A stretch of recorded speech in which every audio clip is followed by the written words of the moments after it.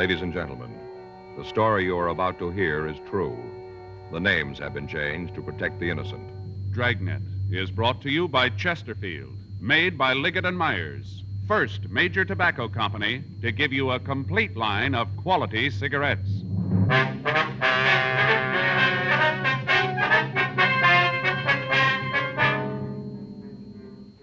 You're a detective sergeant. You're assigned a robbery detail. A gang has hijacked and robbed a bank truck. They've stolen over $100,000. There's no lead to their identity. Your job? Get them. During this holiday season, young America, all of us, will be concentrating on our favorite winter sports: ice skating, bowling, basketball, skiing. One thing you'll notice: whatever young America does, wherever it goes, Chesterfield goes along. Yes, Chesterfield is the choice of young America. Chesterfield is the choice of more thousands of smokers everywhere. People are learning the facts about Chesterfield, learning that Chesterfield is highest in quality, low in nicotine, learning that Chesterfield is really mild, really satisfying. So how about it, friends? Change to Chesterfield yourself. Smoke America's most popular two-way cigarette, regular and king-size Chesterfield. Best for you.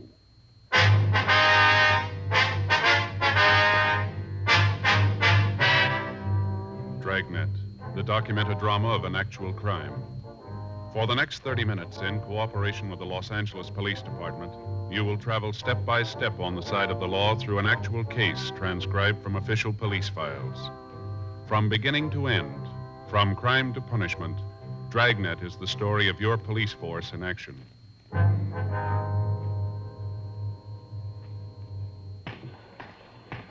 It was Thursday, June 5th. It was warm in Los Angeles. We were working the night watch out of robbery detail. My partner's Frank Smith. The boss is Chief of Detectives Thad Brown. My name's Friday. I was on my way back from the business office, and it was 10:52 p.m. when I got to room 27A. Robbery. Did you get him? Yeah, here's the gun. You got the double-aught buck? Yeah, Jack. Here you go. Any word yet? No, we ought to be hearing pretty quick. Nothing from Herman and Benson, huh? Last we got from them, they were over on Hobart. No action there? Nothing. I get it. Robbery Friday. Yes, ma'am. That's right. Well, when was this? No. No, that's a burglary. If you'll hold on just a minute, I'll have you switch them. Yes, ma'am. Hold on just 1 minute. Would you give this call to 2524, please? That's right, burglary. Thank you. Woman who wants somebody to come out and talk to her about her husband's work pants being taken from the clothesline. You should have gone out. Yeah. You got a cigarette? I'm fresh out. Here you are. Got a match? Yeah, thanks. Well, you might as well sit down. Take it easy. We got no idea how long we're going to be here. Guess so. You know, I'm still not real sure about how this tip came in. You want to fill me in? Call came through this afternoon. Man refused to give his name. Just said he had some information he thought we'd like to have. No idea who it was, huh? No. Said it wasn't important.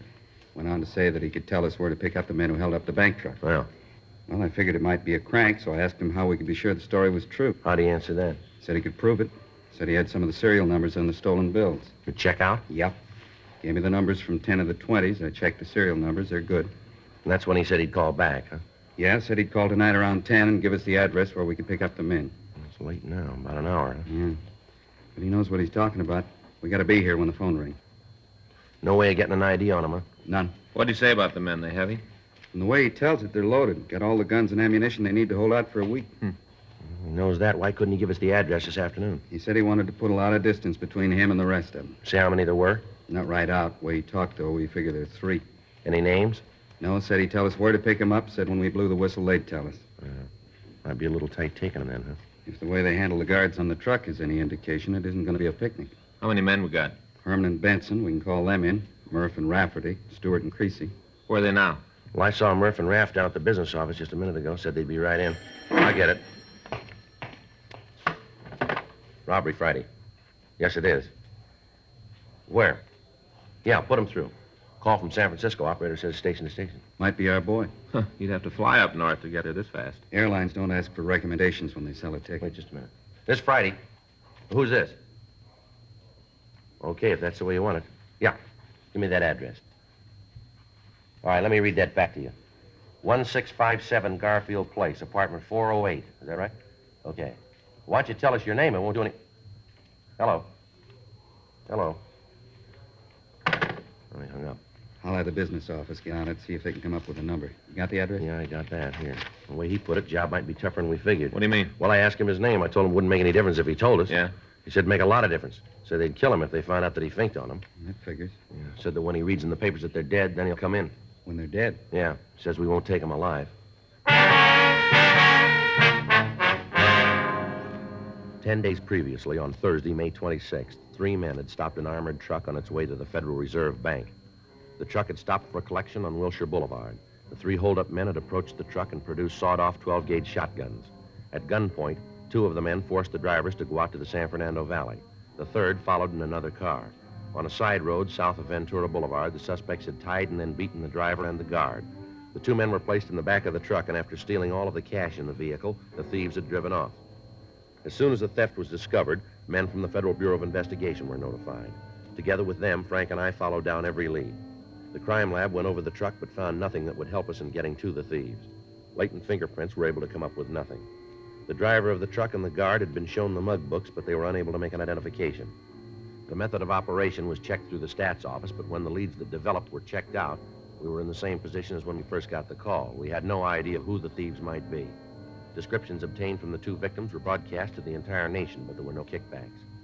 The FBI weighed and sifted all evidence in its Washington headquarters, but they came up with the same results we had. Nothing. The phone call from the informant was the first concrete lead that we'd gotten. There were 9 men from Robbery Division and 3 teams from the FBI in the operation. From the information we had, we knew the suspects were armed and they were dangerous. The people in the building were gotten out of their apartments. The building itself was completely surrounded. 1:36 a.m. We moved in. Boys in the street are set. Let's go. All right. Did you check the manager? Yep. Descriptions of the men in the apartment match the one we got from the driver of the truck. Checks out to be the same guys. The manager say how many there were? 3. She's not sure they're all in. All right.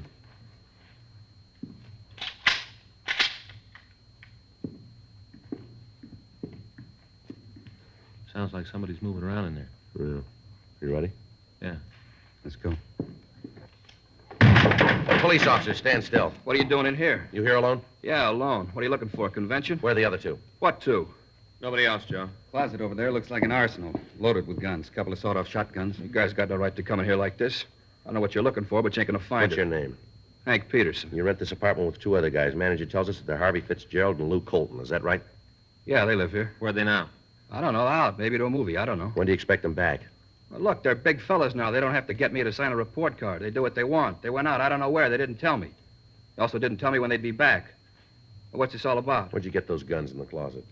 They don't belong to me. Who do they belong to? One of the guys. Which one? Why are you coming in here and asking all these questions? I ain't done nothing. You got no beef with me. I know anything about the guns. Maybe Lou likes to hunt. I don't know. They belong to Colton, huh? Yeah, he brought them.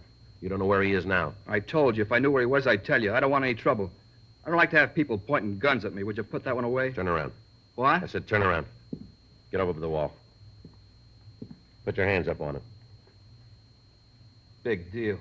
What happens now? You kick my feet out and I fall down? Stand still. I'll get it, Joe. You ain't gonna find nothing on me. I tell you, I'm clean. Nice try, Peterson. Here's a .38 Colt. Joe had it in his belt. You go around pretty heavy for a fellow that doesn't want trouble, don't you? I carry a lot of money. Sometimes I think some guys are trying to take it away from me. I gotta protect myself. Yeah. Anybody's got the right to protect themselves. Yeah, you got a permit for this gun? No, I didn't get around to it yet. I'm going to, though, right away. I'll get one. You know how it is. You mean to do something, but you forget. Hey, can I stand up straight now? Yeah. Come on, Peterson. Get your hands behind you. Maybe you guys will tell me what this is for. What are you looking for? We'll tell you downtown. You know you're making a big mistake. Is that right? Well, sure, you really call this one wrong. You're dragging in an innocent man. I'm clean. I made a mistake when I didn't register the gun. I'll cop to that, but that's the edge. I don't go past there. No, you got it wrong, Peterson. Read me how. We got you going in for the bank truck robbery. You and your 2 friends, you're going to stand for it. Keep talking about my 2 friends. I got no friends. I move in with a couple of fellas. Now, all of a sudden, I got a piece of some action they're shoving. You got it wrong, cop. You ain't going to tell us you happened to be here at the wrong time, are you? Look, I'm from Chicago. I got a lead on a job out here. It gets cold in Chicago in the wintertime. I don't like the cold. Get a lead on a job out here in California, so I put an ad in the paper telling how I'd like to drive out with the guy, share expenses. The fellow that answers the ad wants to leave when I got to go is Lou Colton. I took a third of the tab driving out. We got into town. He's got this apartment lined up, this one right here. I got no place to stay, so he says for me to pad down with him. That's it. The beginning, the middle, the end. Anything outside of that, I don't know. If you got trouble with Lou, then take it up with him, but don't make me fit in. I got no part of the action. I don't want any. What about the gun? Hmm? The gun you had on you. I tried to explain that. I meant to get a permit for it. I didn't get around to it yet. What about the ones in the closet? Well, talk to Lou. They belong to him. Maybe he's going to open a museum. All right. Let's get out of here. Come on, let's go. Look what you did to the door, breaking it up like that. No reason. All you had to do was knock. Landlady's going to be pretty sore about it. I'd have let you in if you'd have knocked. Breaking up a door like that, she's going to be real sore. Probably won't talk to me. Well, it's going to be a while before she's got the chance.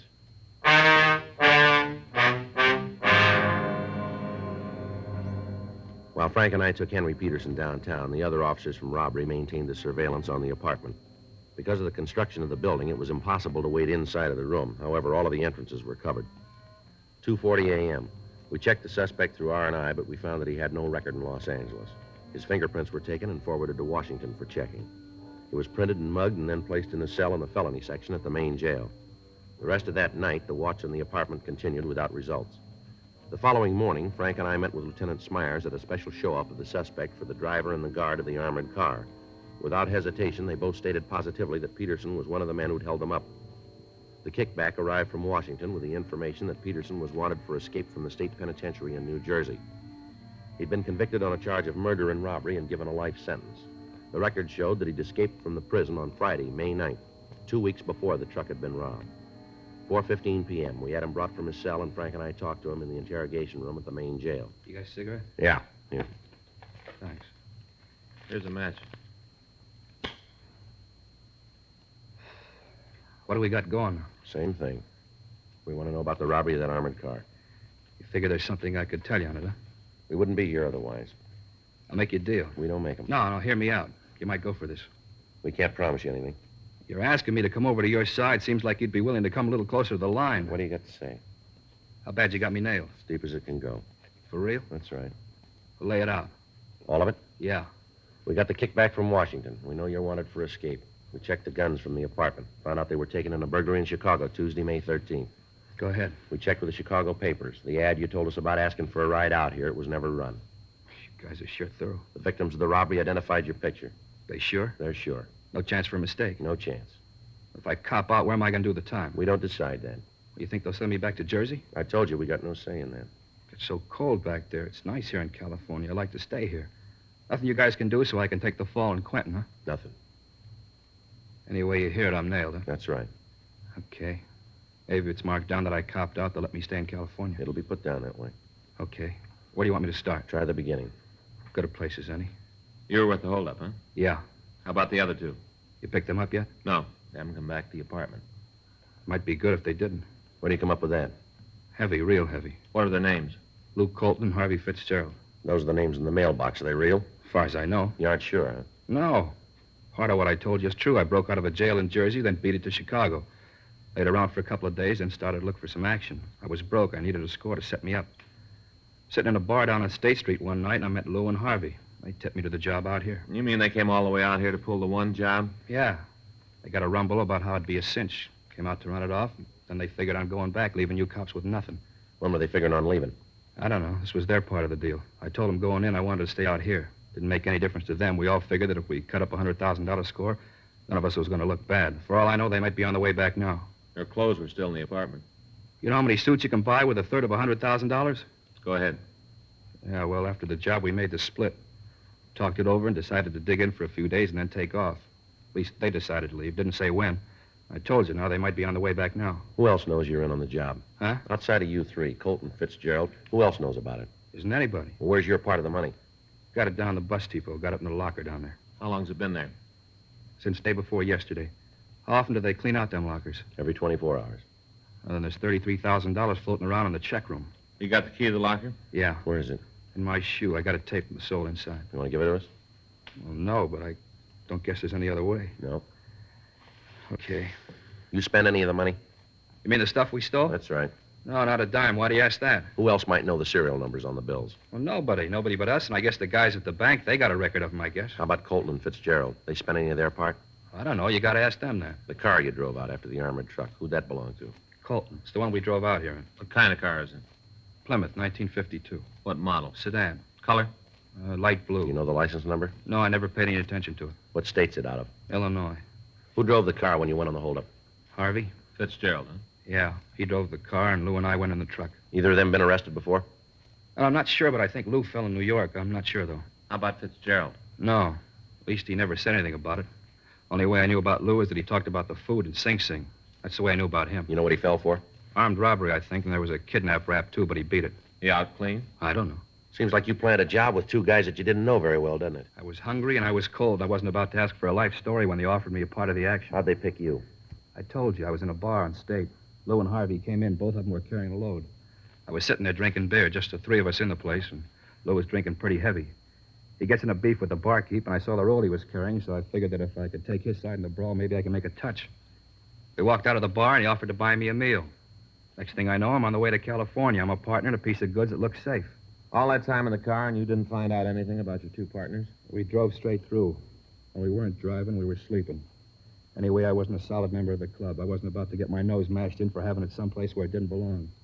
I figured if they wanted me to know something, they'd tell me. You go with them for the guns? No, they already got nose when I fell in. You knew they were stolen. Guys turn up with that kind of muscle and can't come from anywhere else. Sure, I knew it was stolen. Colton and Fitzgerald have any friends out here? No, not in L.A. Anywhere on the coast? Well, I hear Lou's got some people up north. Where? Maybe San Francisco, Marin County, I don't know. Might even be Oakland. Somewhere around the Bay Area. They say anything about going up there? No. Of course, they might have. The way Lou likes to eat. Coming out here, he'd go 10 miles out of the way because he knew a place that had a good chili size. Think nothing of it. Never saw anybody who liked to eat so much. Real gourmet. Only with him, it was glutton. He mentioned any names of people he knew up north? No, just said he had people. Anything about the car they're driving that'd make it easy to spot?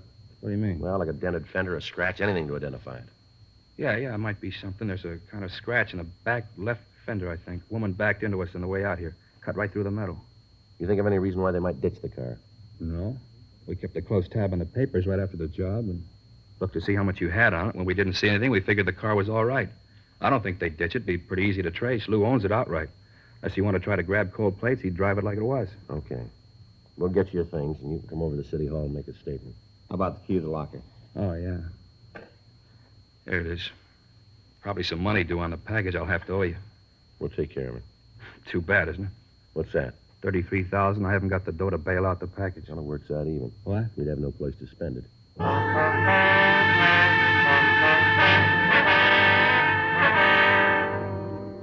An immediate APB was gotten off carrying the names and descriptions of the two suspects. Also a description of the car. A radiogram was sent to DMV at Illinois, requesting the license and description of any car registered to a Lewis Colton. While Eleanor Eastlack took Peterson's statement, Frank got in touch with the telephone company. They'd finished checking the phone call we'd gotten from San Francisco, but the information they gave led us no farther toward apprehending the suspects. The call had been made from a pay booth in the ferry terminal building. We got in touch with the FBI and filled them in on the developments. As a result of Peterson's statement, the number of men maintaining the surveillance at the apartment on Garfield Place was cut to one team working days and one team working the night watch.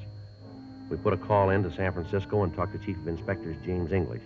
We filled him in on what had happened. He assigned Inspectors Sutton and Zimmerlin to work with us on the case. 5:46 p.m. We checked out a trip car and we left for San Francisco. It took us a little under 10 hours to drive the 405 miles between the two cities. At 4:03 a.m., we stopped in Oakland and put in a call to the San Francisco Police Department. How much? Yeah, just a minute. Frank, you got a quarter? Yeah. Thanks. Here you are. 264, please. Hello, this is Joe Friday. Yeah. You got a message there for me from Charlie Sutton or Jules Zimmerlin? Yeah. No, we just got in. Yeah. Oakland. What? Just a minute. You see that street sign up there? Yeah, wait a minute. 5th and Poplar. 5th and Poplar. Yeah. No, we're coming right over. When was this? I see. Well, if Charlie calls in, tell him that we're on the way, will you? Right. Thank you. Well, we're almost too late. What do you mean, they got a lead? Sutton and Zimmerlin called in 30 minutes ago. Yeah? They got the car waiting for the suspects now.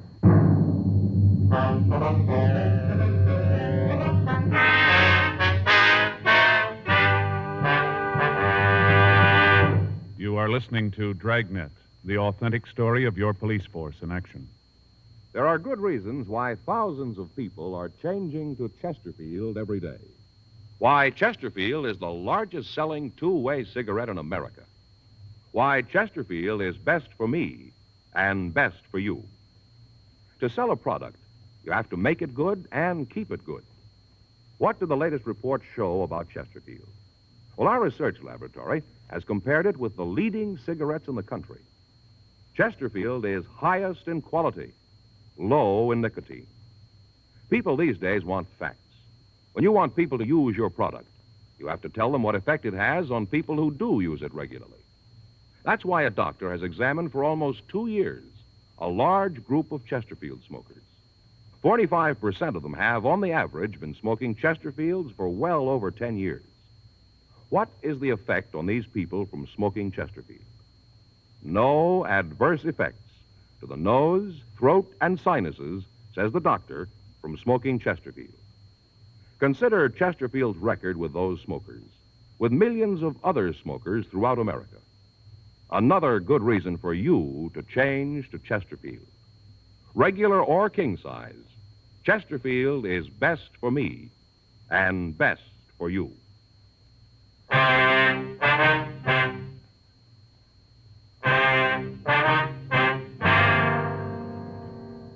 The address the business office had given me on the phone was a large garage located at the corner of Union Avenue and Lynch Streets. When Frank and I got there, we met with Inspectors Sutton and Zimmerman. They told us that when they'd gotten the APB, a call had gone out immediately to the officers in the city to be on the lookout for a 1952 blue Plymouth with a dent in the left rear fender and carrying Illinois license plates.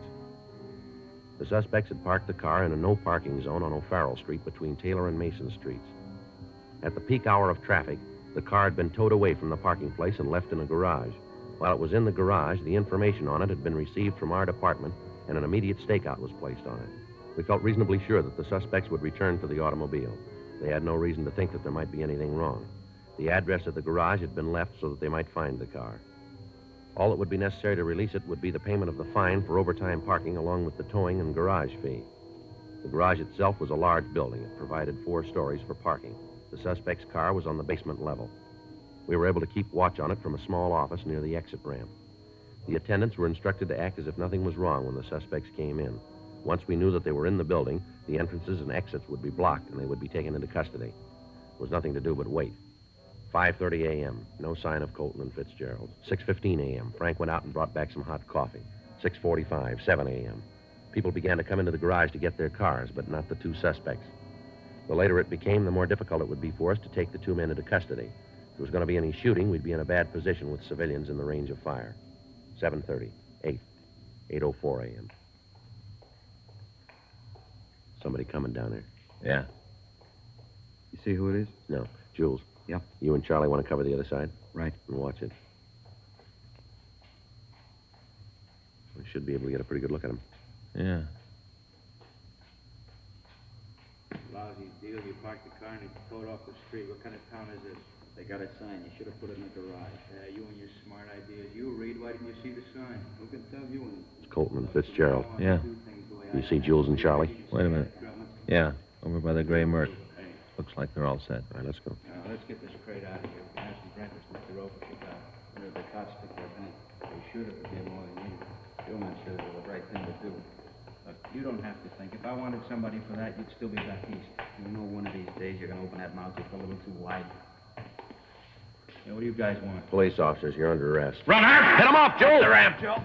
I'll get him.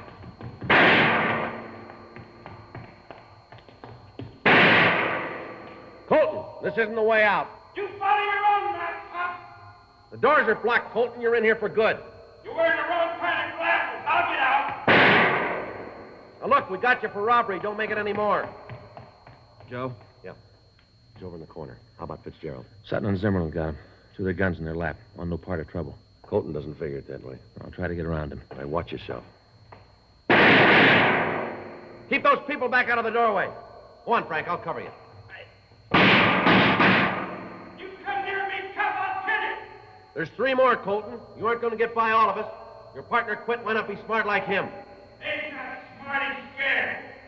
All right, Colton, I'm coming to you. You do and you'll be dead when you get here. Throw down that gun. Colton! Colton! You see him, Joe? No. Take it easy, Joe. Colton. How about it? He's hit. I can't tell how bad. He's still got the gun. Colton! You can hear me? Throw that gun out here. Nothing. Come on. Better call an ambulance. Right. Never should have taken us. Better take it easy, Colton. You're hit where it shows. Never should have taken us. Two of you, two of us.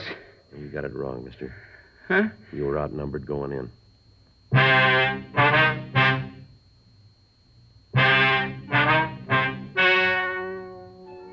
The story you have just heard is true. The names were changed to protect the innocent. On September 18th, trial was held in Department 92, Superior Court of the State of California, in and for the County of Los Angeles. In a moment, the results of that trial. Now, here is our star, Jack Webb. Thank you, George Fenneman. The Chesterfield Christmas carton is the most talked-about gift of the year. It features the covered bridge, which, of course, inspired the Kissing Bridge song, now a highlight of the Radio City Music Hall Christmas show. The carton itself is featured in most of the 1,300,000 retail tobacco stores coast to coast. This Christmas, do what I'm going to do. Give America's most popular two-way cigarette, regular and king-size Chesterfield. Best to give, best to get for Christmas.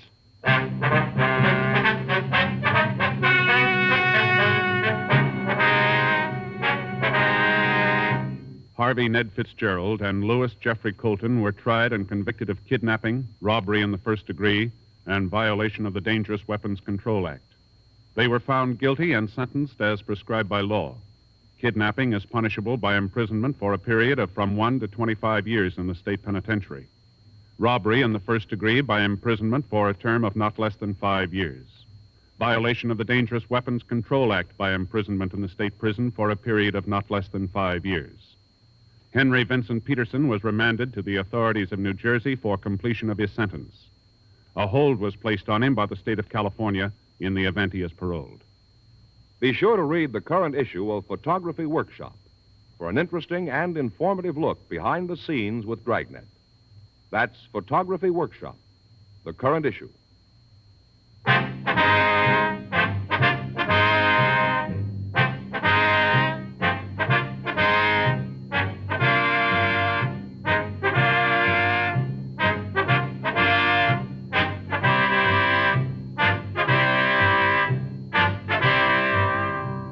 You have just heard Dragnet, a series of authentic cases from official files. Technical advice comes from the Office of Chief of Police W.H. Parker, Los Angeles Police Department. Technical advisors, Captain Jack Donahoe, Sergeant Marty Wynn, Sergeant Vance Brasher. Heard tonight were Ben Alexander, Herb Ellis, Vic Perrin. Script by John Robinson. Music by Walter Schumann. Hal Gibney speaking. Watch an entirely different Dragnet case history each week on your local NBC television station. Please check your newspapers for the day and time. Chesterfield has brought you Dragnet, transcribed from Los Angeles. Buy new Fatima, the smooth smoke with Fatima tips of perfect cork. King size for longer filtering, and Fatima quality for a much better flavor and aroma. This Christmas, give Fatima in the special Christmas carton. Cork tip and plain ends, too.